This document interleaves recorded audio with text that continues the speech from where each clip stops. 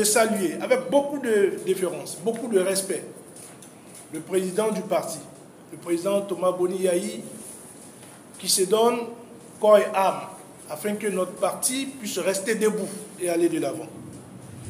Et après le président, il nous plaît aussi de saluer tous les responsables du parti, où qu'ils soient, pour les efforts inlassables qu'ils fournissent depuis des mois, afin que nous puissions préparer comme il se doit le présent processus électoral lié aux différentes élections de l'année 2026.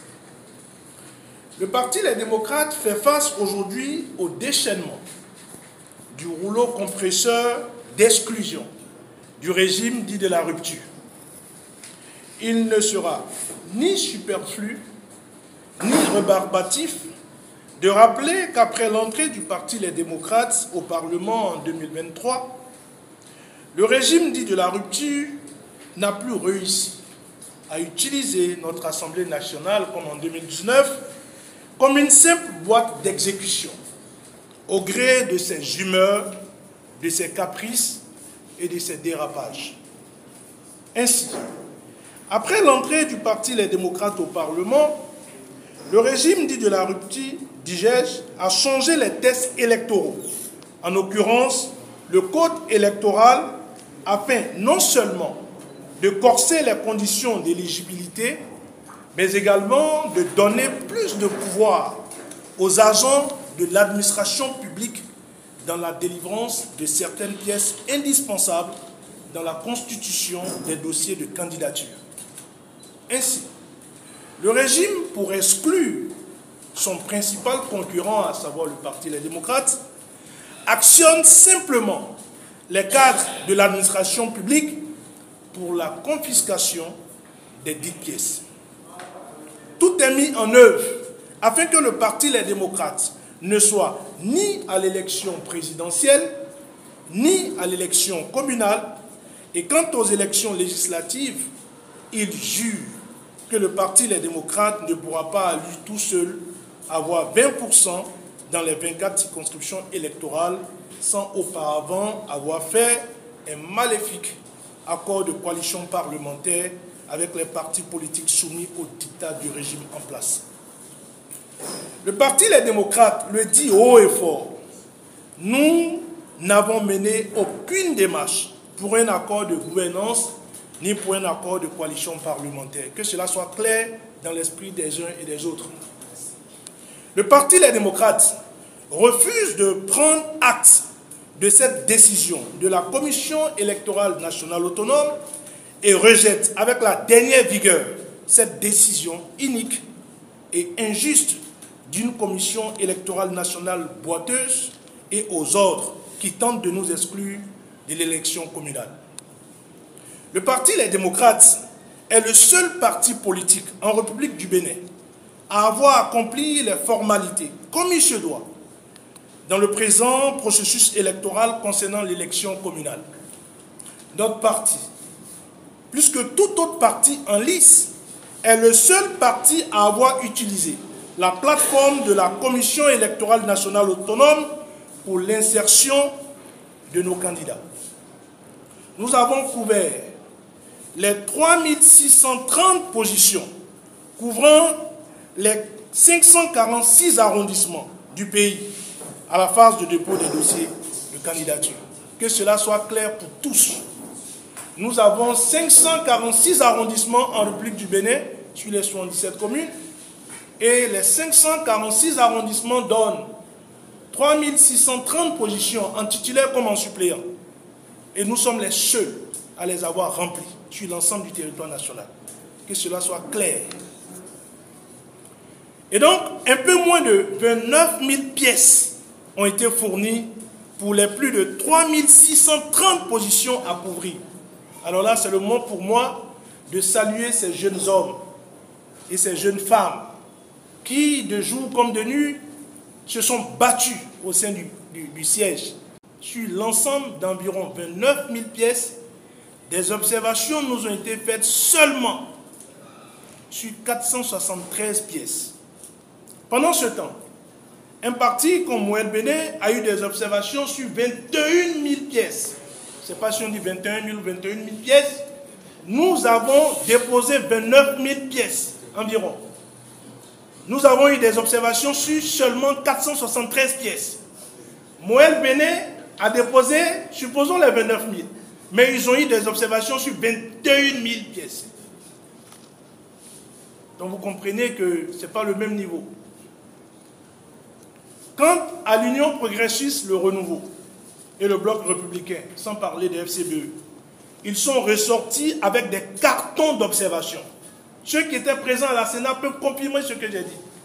L'UP, le Renouveau, le Bloc républicain et les FCBE sont sortis avec des cartons, je dis bien des cartons d'observation.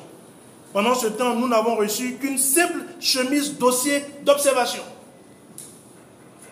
À l'étape de la complétude, la Commission électorale nationale autonome entre activement en jeu après l'accompagnement reçu par les autres formations politiques à la phase de dépôt des dossiers.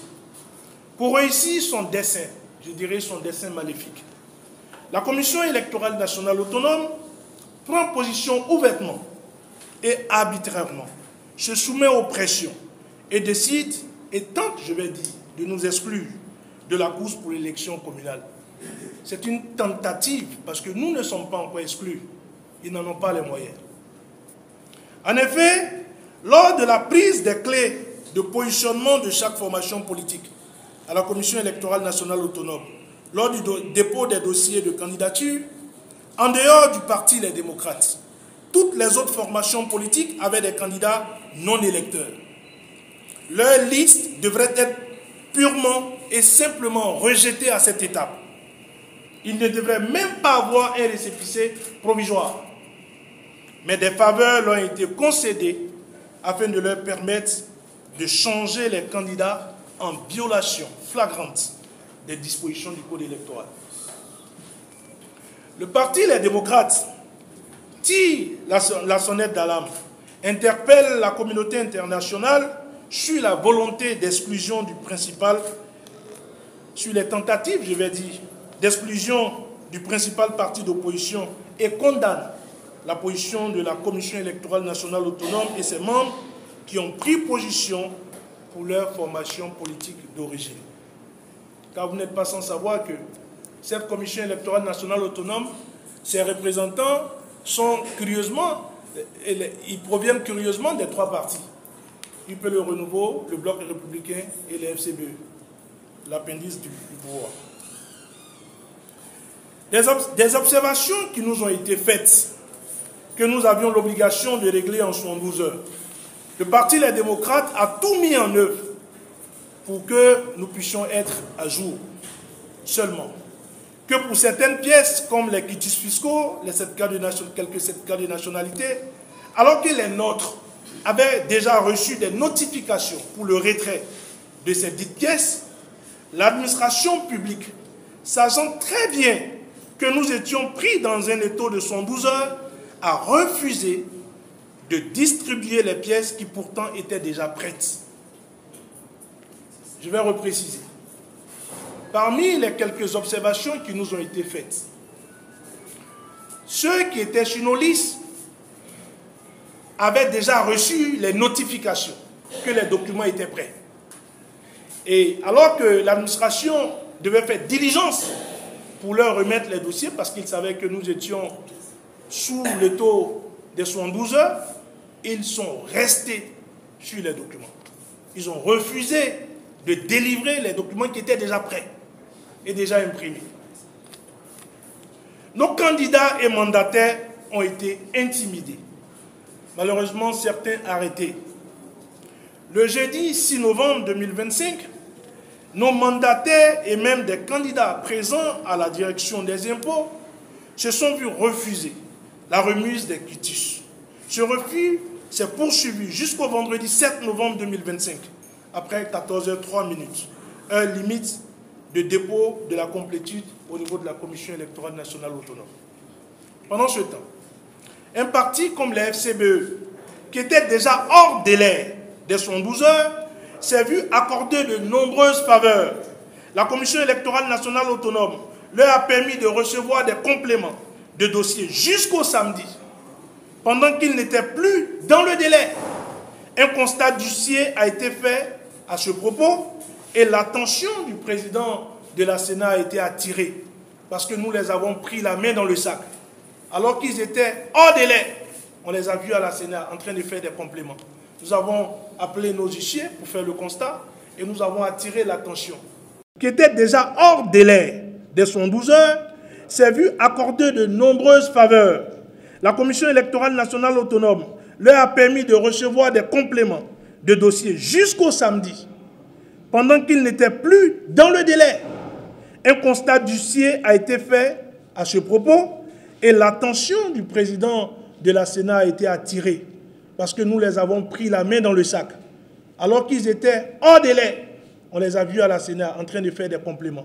Nous avons appelé nos huissiers pour faire le constat et nous avons attiré l'attention de M. Saka Lafia sur ce qui se passait au sein de cette commission.